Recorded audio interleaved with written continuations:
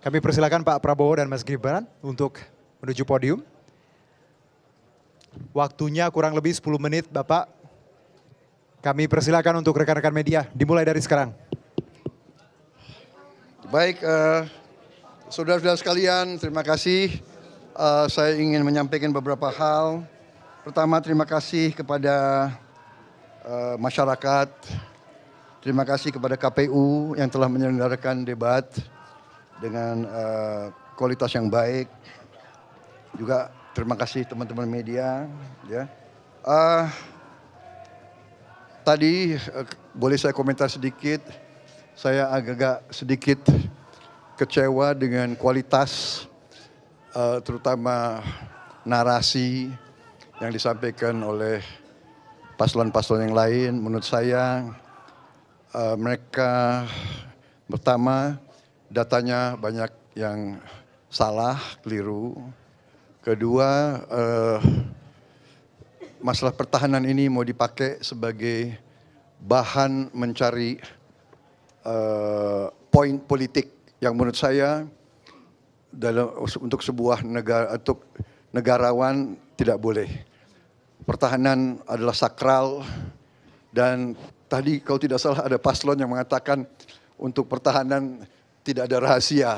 Saya kira ini sangat lucu, ini sangat tidak pantas bagi seorang pemimpin. Ya.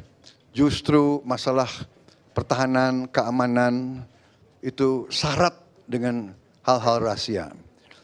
Dan yang aneh adalah baik paslon 1, partai-partai pengusungnya kan PKB, Nasdem, dan PKS.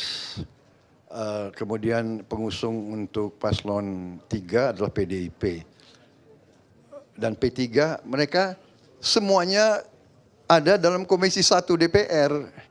Jadi semua masalah anggaran pertahanan dibahas di Komisi 1 DPR, diawasi, diperiksa bolak-balik dan disetujui. Jadi mereka setujui. Jadi aneh. Jadi saya kira ini ini adalah teknik-teknik politik ingin mencari angka. Itu saya sampaikan.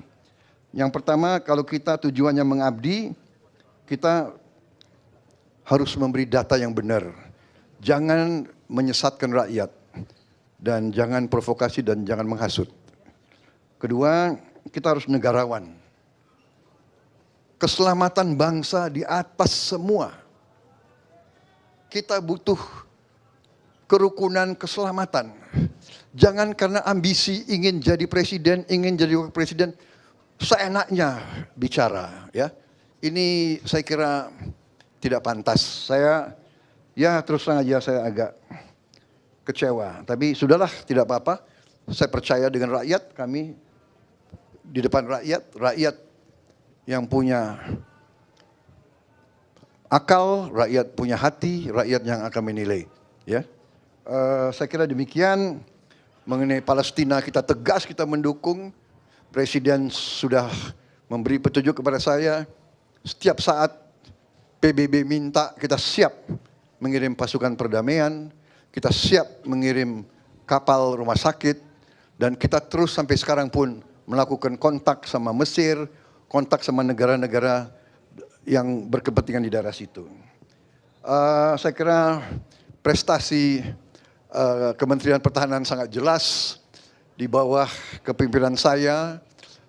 Industri pertahanan kita dalam negeri mendapat kontrak paling besar selama sejarah Republik Indonesia, ya, mendekati 11 miliar dolar. Kemudian industri pertahanan juga mulai mendapat laba yang juga cukup terbesar di Republik ini. Kita punya terobosan-terobosan banyak.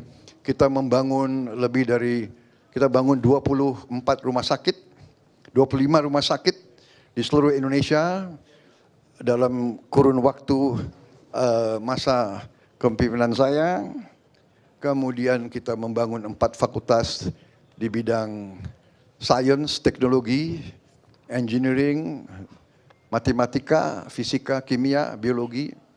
Kita punya terobosan-terobosan di bidang air, juga di bidang perbenihan, kemudian juga nanti di bidang inovasi pemukiman murah untuk rakyat kita. Jadi banyak sekali prestasi kita, dan masalah barang-barang bekas itu saya kira juga menyesatkan. Alat-alat perang itu usianya rata-rata 30 tahun.